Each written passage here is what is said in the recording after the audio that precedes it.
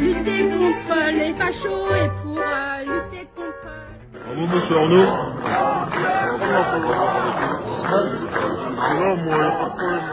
Vous estimez que je contamine le débat public. C'est-à-dire que je suis comme un virus qui contamine.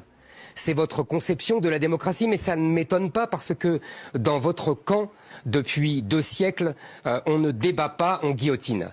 On n'invective pas, on ostracise et on met dans des camps de rééducation, quand c'est pas dans des asiles psychiatriques. Donc évidemment, vous avez une conception de la démocratie qui n'est pas la mienne, ça c'est sûr. Maintenant... Vous croyez réellement ce que vous dites là? Ah oui, je crois réellement ce que vous dites. Vous avez été trotskiste. Je vous rappelle les titres, les textes de Trotsky. Je vous rappelle qu'il a massacré les marins de Kronstadt. Je vous rappelle que vous avez été communiste et vous avez été socialiste. Et c'est, si vous voulez, que vous n'avez jamais dénoncé les crimes de l'URSS, les dizaines de milliers de morts de Staline dans des camps de la Kolyma, que vous n'avez jamais dénoncé les centaines de milliers de morts de la Chine de Mao Tse-tung. Alors s'il vous plaît, ne me faites pas le coup du grand démocrate qui s'émeut de la contamination de mes idées. Alors oui, nous avons affaire à une forme d'effondrement. Ce n'est pas l'effondrement, évidemment, tel que certains l'envisageaient, c'est-à-dire une guerre civile, mais on y est presque à la guerre civile, hein, quand on voit ces images. Pourquoi? Parce qu'on a des fous qui ont envahi l'Assemblée nationale, le centre de pouvoir, et ces gens-là sont des cassos qui seraient bons à être enfermés en psychiatrie. Ils sont dingues quand vous les écoutez, quand vous les voyez, ils ont des gueules de malades, quoi. Et ces gens-là s'approchent progressivement du pouvoir. Et vous avez toute une bande de bobos, de petits bourgeois qui vivent dans les centres-villes et qui votent pour ces gens-là. Donc il y a une forme de délire collectif qui est en train de s'amplifier et dont on voit aujourd'hui les effets. Alors Zemmour a 100% raison sur cette histoire, sur Mélenchon et sa troupe de malades, de dingue, de coupeurs de tête. Et vous allez entendre maintenant De Villiers qui décrit la situation, cette situation qui devient, qui devient totalement surréaliste parce que ces gens sont au bord de prendre le pouvoir et d'imposer une dictature dans notre pays. C'est-à-dire qu'on ne pourra plus s'exprimer, ils vont enfermer, et puis il y a cette violence qui est en train de se manifester avec l'assentiment de cette fausse droite, hein, ce centre-droit, cette démocratie chrétienne, enfin, complètement, ces gens sont d'une lâcheté épouvantable face à l'agressivité, face au danger qu'on a vis-à-vis qu'on a en face de nous et qui est la politique de la terre brûlée. Ces gens-là sont des dingues, sont totalement dingues. Alors, soit il y a 2 solutions, soit on leur donne les clés de la maison et c'est là, alors là pour le coup, on va assister à un effondrement économique et puis sociétal. Alors là, c'est tout qui va partir en cacahuète avec une guerre civile à la clé, ou alors on arrive et on trouve le moyen de virer ces gens de l'Assemblée nationale. Mais ça me semble difficile parce que vous avez plein de petits bobos bourgeois dans les centres-villes qui votent pour ces dingues. Donc qu'est-ce que vous voulez faire ? Je ne sais pas. On est là dans une véritable impasse et ça craint parce que là, c'est une ZAD, ce sont des zadistes qui occupent le terrain à l'Assemblée nationale et qui font la loi. Des petites racailles, des malades, des sous-développés, des teubés, comme disent les jeunes, des teubés, oui, des bouffons. Vous voyez, on pourrait comme ça chercher du vocabulaire et s'inspirer du vocabulaire qui est utilisé par les jeunes pour les désigner comme des gens absolument fous, quoi, qui nous mènent à la catastrophe. On écoute Philippe De Villiers qui résume bien, qui synthétise bien la situation et qui, évidemment, lui-même s'inquiète d'un contexte qui semble irréversible pour l'instant, vu l'apathie du Français qui, lui, semble figé sur son fauteuil et ne pouvant rien faire. C'est ça le drame. C'est cette paralysie collective dans laquelle nous sommes.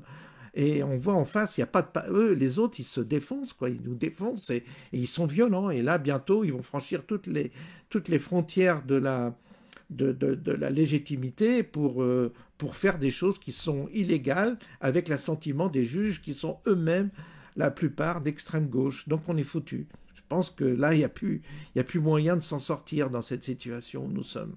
Ont été mises en difficulté, une sorte de coup de pression par des députés socialistes, communistes, LFI, contraints d'être exfiltrés, ces journalistes frontières, en cause leur dossier sur LFI, le parti de l'étranger.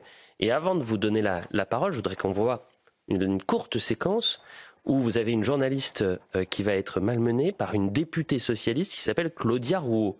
Elle va prendre des coups de coude carrément.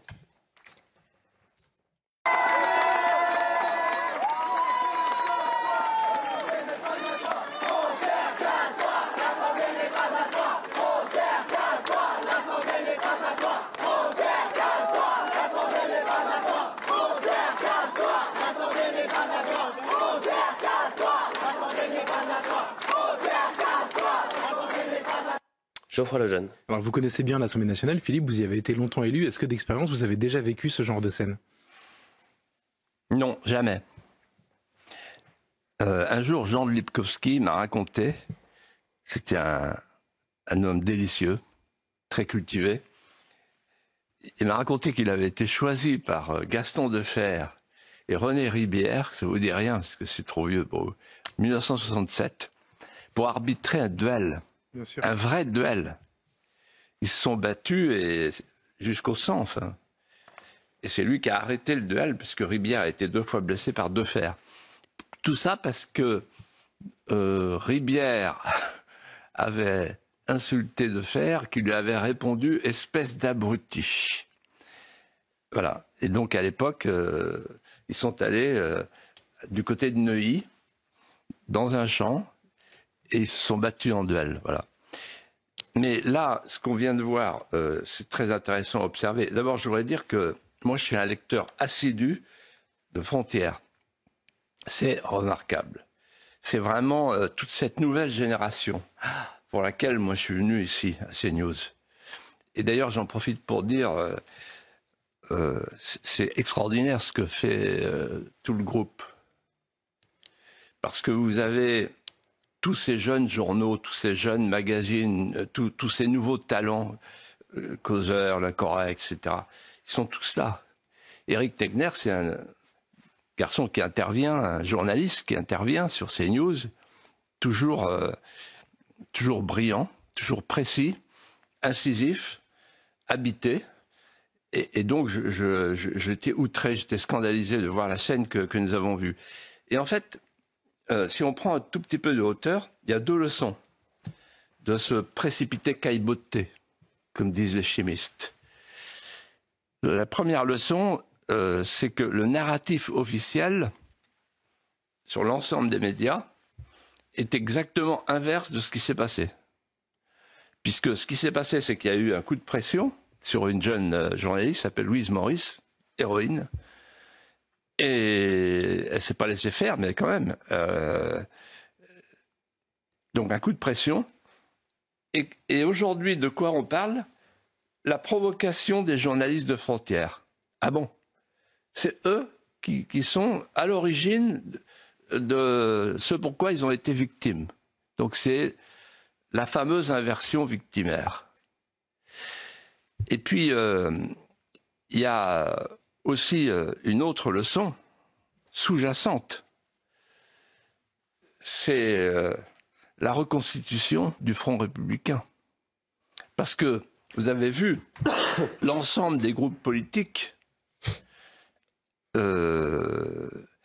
qui a condamné, en fait, et le coup de pression et la provocation. En d'autres termes, Madame Braun-Pivet a expliqué « Oh là là, on va revoir les accréditations ».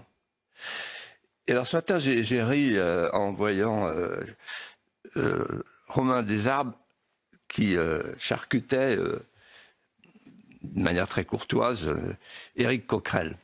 Et en fait, ce que disait Éric Coquerel, en gros, c'est extraordinaire, on se croit en Union soviétique. Il dit « Ouais, ok, d'accord, il y a il y a des journalistes militants, il y a des militants journalistes.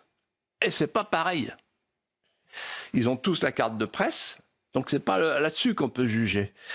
Alors, les journalistes militants, ils sont à gauche, et les militants journalistes, ils sont à droite. On a le droit d'être journaliste militant, parce qu'on est à gauche, mais on n'a pas le droit d'être militant journaliste, parce qu'on est à droite. Et donc, il faut changer les accréditations, et ce qu'ils sont en train de préparer, c'est le coup de C8. Arcom sort de ce corps.